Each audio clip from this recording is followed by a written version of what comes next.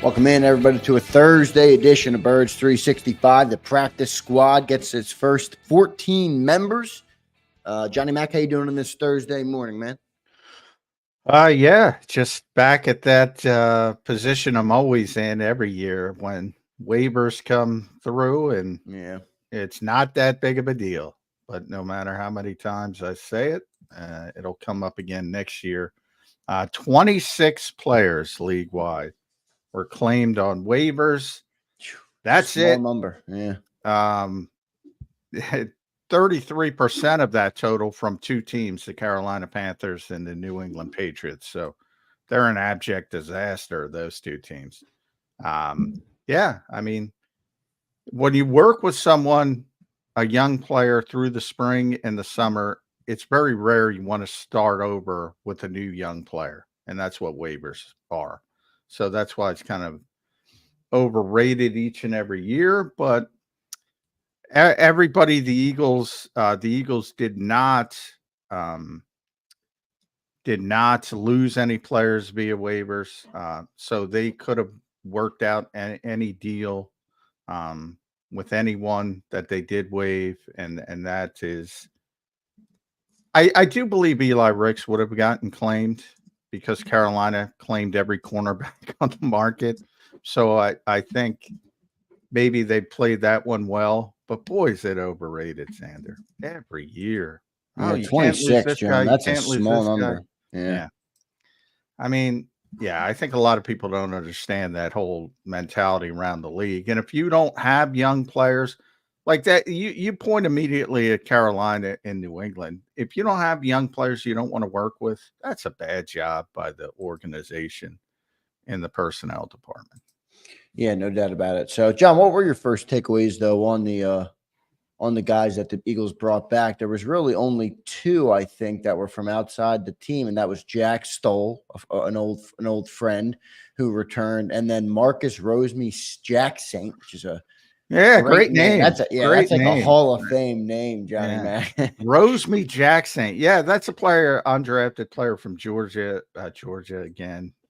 Eagles evidently tried to sign him as an undrafted free agent, lost out to the Commanders, and they're able to bring him in. That's another thing. Even though, typically you like someone coming out in the draft process, and maybe if they shake loose, you want to work with them, and that's kind of what happened with Marcus Jackson and a number of the Eagles' younger receivers got hurt. Jacob Harris, I think, would have been on the practice squad, but he suffered that concussion and broke bones in his face from that hit on the opening kickoff versus the Vikings. So he's banged up. Joseph Nada got hurt. So some of their young receivers they couldn't work with anyway because they're banged up. So they looked outside the organization. And we talked about Jack Stoll yesterday. It made too much sense to bring him in, at least early, from the perspective of obviously he knows the organization and they're comfortable with him.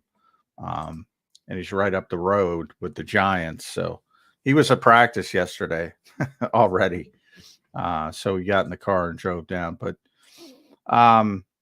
yeah, made sense. And they were able to get back Nick Gates. And the report there is that they are going to elevate him for week one already. So that's how they kind of that gamesmanship. In other words, he's a more important part of the backup offensive line than some of the guys they kept, but they felt like they could work out that wink deal in his case as a vested veteran. They did, and sort of told him, all right, you're going to be up. And if things go well, he'll be elevated when they run out. He'll be promoted to the 53-man roster when they run out of practice squad elevations, which is 3. So he'll be the backup center week one. And again, you have Jack Stoll to elevate a tight end. So all that concern over, they only have 2 tight ends. They got Stoll and they brought EJ Jenkins back. And that's what Howie was talking about. And at center, They're able to bring Nick Gates back. They're able to bring Dylan McMahon back. And who knows, they might even bring Brett Toth back as well. But they haven't yet. So crisis averted, Zander. Yeah, crisis averted, no doubt about it. I am happy that they got, I guess with only 26 guys, they got anybody they wanted back on the practice squad. Basically, who from this list though, John, do you think has the best chance to be elevated? In a week one role, a couple of these guys are simply. Well, Gates has already been promised. He's coming up. Yeah, Gates is coming up, so he'll be your backup center, and then I guess McMahon will live on the practice squad for a little bit. Yeah. And Stoll, because you do need more than, especially when you think about the way Kellen Moore plays as an offensive coordinator. He wants to run 12 personnel a decent amount, so 2 tight ends on the field. You need a backup on game day. And I think Jack Stoll would be the other one that's going to be elevated early to be that backup tight end. So those are the 2 guys. And Gates has already been promised. That was part of the deal to bring him back. So he's going to be elevated. So Stoll would be the tight end. Who was the third one you had? You had Gates, Stoll, and who else? That's it. You can only elevate 2. So those are the 2 guys. You have 3 elevations for individual players during the year. So in other words, you can only elevate Nick Gates for a game 3 times. You can only elevate 2 players for each game. And that'll be Gates and likely 100% on Gates. Likely Jack Stoll would be the other one. I guess they could try to get by with 2 tight ends, but I doubt it. Just from the way Kellen, as I said, likes to play. Yeah, that's going to limit them if they only have 2 tight ends and what Kellen can do. Or I don't think they'll do that. Yeah, and that's why that would be my prediction for the second one. But again, Nick Stoll, conflating them. Nick Gates is going to be the backup center, and he's going to be elevated for week 1. Yeah, so we'll see what they end up doing with the rest of it. But good stuff on the practice squad. There, we got a good show planned. Appreciate everybody being here this morning. Good crowd already in here. Johnny Mac, as usual, we've had a great numbers so far as we get closer to the season. So thanks all of you guys for being here. Make sure you hit that like button this morning. Let's try and get up to 150 likes again. In hour number 2, we'll have Brandon Lee Goutman from Bleeding Green Nation. So looking forward to talk to BLG, his takeaways from the 53-man roster, the practice squad, and some of the other stuff that we have kicked around. So looking forward to that. So that will be the show today. Johnny Mac and I in the first hour here kicking things around. So later on in the first hour, if some of you guys do have some questions, I will put super chats to the front and we'll kick them around with John if you have questions about the 53 or the roster or any of those things. John, what other takeaways do you have from the practice squad other than that it's become less and less meaningful with the cuts? Because 26 guys across the whole league get claimed. You basically have no fear of losing a guy unless he's a premium talent. Eagles lost nobody to other people. What other takeaways though do you have from the cuts and the practice squad? Well, I do look. I mentioned Ricks. There's the one guy that probably would have gotten claimed if you did try to sneak him through, just because Carolina claimed, I think, 3 or 4 cornerbacks. So they're obviously a disaster at cornerback. So that's number 1. That's the one player that they probably were correct in trying to avoid waivers, I would say. But you never know. It's possible he would have gotten through, and they like those other corners better. That's just pure speculation. Same as last year when I would say I think they would have gotten through waivers last year, but you can never prove that because they kept him and they were concerned with it. The Gates stuff, again, Adam Schefter reports that's the deal. He's going to be elevated week 1. So, the Eagles did this with Britton Covey for 2 years. For those who don't remember, he didn't make the initial roster, and they would elevate him for those first 3 weeks, and then they would put him on the roster when he ran out of elevation. So I think that's going to be the same case with Gates.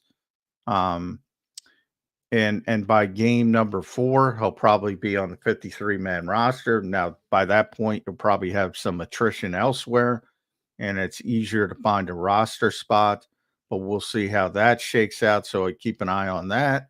Will Greer at quarterback back. Not a surprise to me because of how much Kellen Moore, Doug Nussmeier respect him. So I mentioned he might be back as that bridge conduit, sort of, in the quarterback room as a player to sort of help Jalen Hurts and Kenny Pickett, and Tanner McKee get more expertise in this particular offense, because Will Greer's been doing it with Kellen, specifically with Dallas and also the Chargers. So this will be his third stop, is his third stop with him. Jenkins, I think, is a player that EJ Jenkins, a player that a bunch of people thought that should make the 53, but he's really raw. He's really more of a developmental player. So now he gets a chance to work on the practice squad as that second tight end. And maybe he develops down the road, but he's a college wide receiver trying to make the transition. So that's always a little bit difficult. Dylan McMahon is a 6th-round pick, undersized, I think, scared some people off, and that's the reason he was drafted where he was drafted to begin with. So I don't think there was much of a concern for the Eagles from that standpoint. I like that they got Brandon Smith back because he's just impressive physically. So if you can tap into that, he's so long, he's so big, so fast for an off-ball linebacker. But he was kind of a tweener. A lot of people looked at him as more as an edge rusher, and that's probably why you're trying to figure out, does he have the instincts to play off ball, or does he always have to go straight ahead? But good guy to work with. Getting Caden Stearns back, I didn't think would be a problem. So it was just a matter of how much did the Eagles want him back, and they did. So he's on the list, the practice squad as well. And they still have 3 open spots to work with, to bring, whether it could be guys, one of the funniest things yesterday, Brett Toth was in for a visit. Like Brett Toth has to visit the NovaCare complex, but you have to report these things to the league, so you have to do it. And that to me is a situation where he's probably checking out his other options, and if something else comes up and he's got a better opportunity, he'll leave. If not, maybe he'll come back. But he's probably disappointed that Nick Gates is going to be the backup center. It's kind of past him. So he's probably wants to look around, and it's always good to hold open a couple spots to look around the league and sort of cull through all the guys that were released and try to find some people on the back end of the practice squad you want to work with. And that's the case with, as you mentioned, Marcus Rosemy-Jacksaint, guy the Eagles wanted to sign as an undrafted free agent, got a better deal from Washington, and all of a sudden he's here and you get to work with him.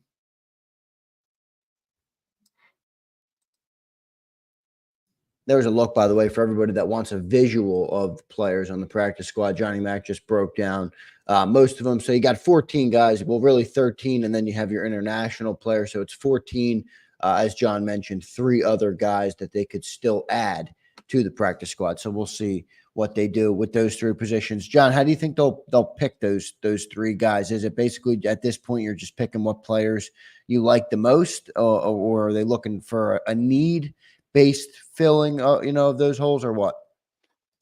Well, there's no need at this end of the roster. Yeah, I just didn't know if there was you needed a tight end because you're gonna you needed multiple tight ends, and they did sign multiple tight ends, and they needed guys with center versatility, and they got 2 of them back.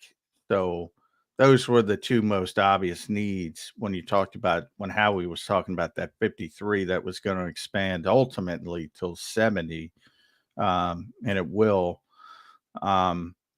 But yeah, no need based thing. You do like to, obviously, you don't want to sign two more running backs or go about it that way. They might sign one more running back, but you don't want to go heavy at a certain position. But yeah, I mean, when you're down and we're talking about players, Lakin would be number 70, but so you're talking about players, 69, 68, 67, essentially. So yeah, these three, whomever they will end up being, are probably not the guys that are going to be elevated anytime soon, is how I would say it.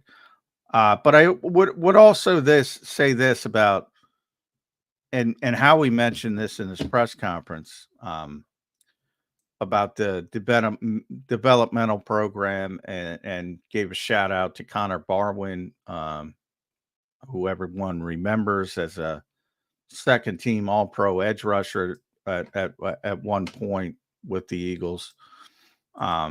He's in charge of the developmental program now, and Howie gave him his credit for when he was talking about Thomas Booker. But there's a bunch of guys, notably Tristan McCullum, um, Ben Van Sumeren, who those are the guys that sort of, Connor and his staff, Matt Leo's a part of that as well, work with and try to get them on the right path to develop as players that maybe they can graduate from the practice squad as young players and be contributors.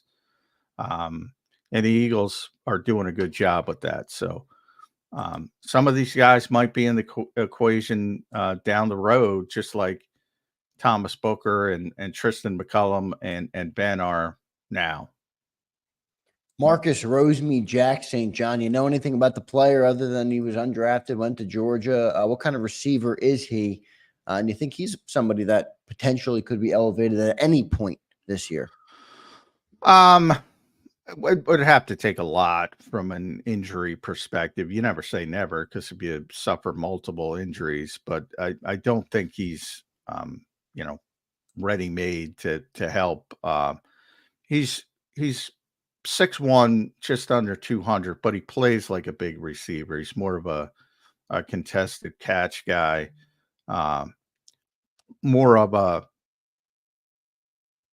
Joseph Nada type, just not with the same size as Joseph Nada. So he plays physical, or he should play physical, I should say. Good blocker, contested catch guy, not the most separation. Not the quick Britton Covey type who's going to generate all that separation. So probably because they lost a bunch of guys like that. Harris with the injury. It's a big guy, really big guy.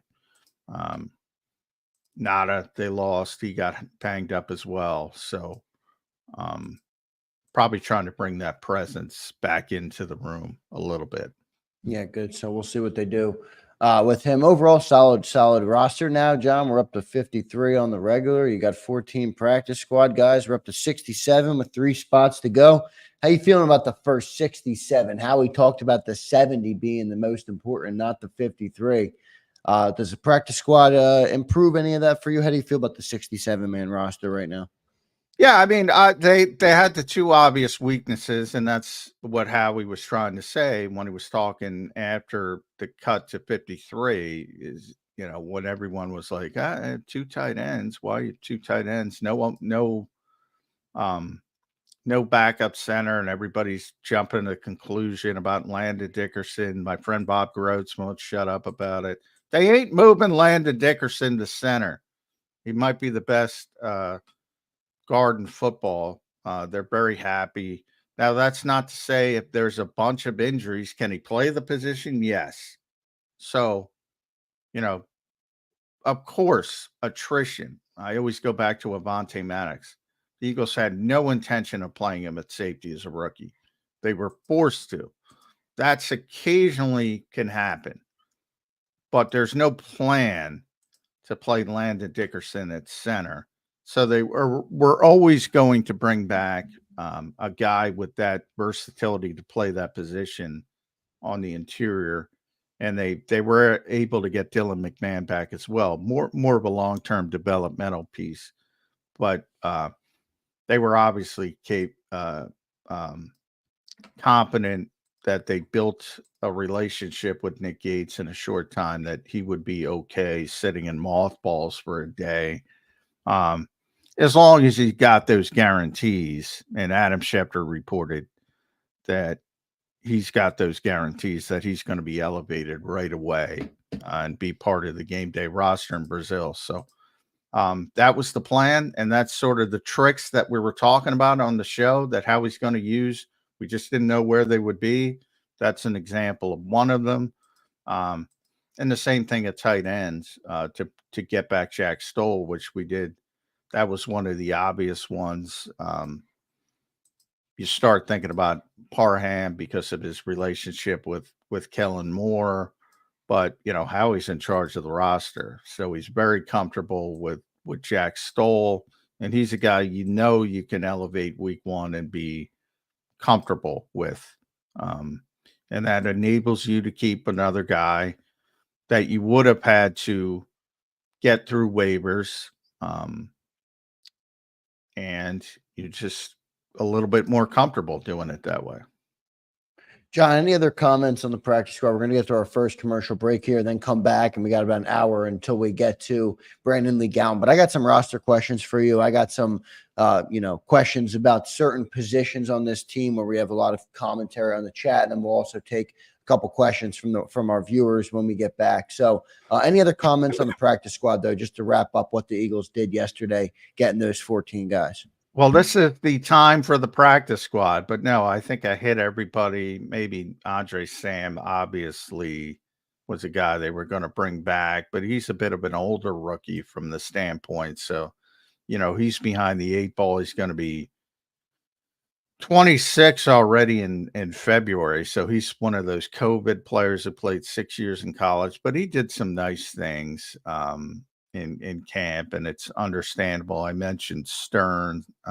Gabe Hall's a guy who I thought a lot of people thought he was the most gifted undrafted free agent they signed this year. And he didn't do much in camp, to be honest. A little bit of a tweener. He plays defensive tackle, but he looks like a defensive end. And maybe they can, he'll develop him. I talked about Connor and Matt Leo. Maybe they can develop him, but that's probably a year plus long project. But to get him back can't hurt, and then just the veterans. Oren Burks obviously is a big one. Is probably the best player on the practice squad. Not probably, but I would say definitely. So if you look at the veteran players, Oren Burks, Paris Campbell's back. I didn't mention Paris. Nick Gates, Will Greer, and Jack Stoll. Those are guys that can help you at some point pretty quickly, probably, if you need it. Will Greer, he might be a future coach, huh, John? Yeah, I don't think there's any doubt about it that Kellen and Doug Nussmeier are. And by the way, I shouldn't have included Will Greer, and that can help you. He's here just specifically to be a bridge from between the players and the coaching staff. But I do think you will see Will Greer as a coach here if Kellen Moore is still here in the upcoming years, or eventually wherever Kellen Moore goes. I think you're going to see him be a coach pretty quickly. Yeah, Will Greer and Kellen, they like each other. Hopefully Will has a good career ahead of him in coaching. I could see it for him. So up to 64 likes already. Appreciate everybody being here this morning. That's a good number through our first half hour. Just broke down the practice squad. We're going to get to our first commercial break. Johnny Mac and I will come back. We'll kick around the roster, some questions. I got some specific players I want to talk to John about. We'll do all that next on Birds 365. If you missed any of today's show on the JAKIB Media channel, listen to the podcast on your way home. Available on YouTube, Apple, and Spotify.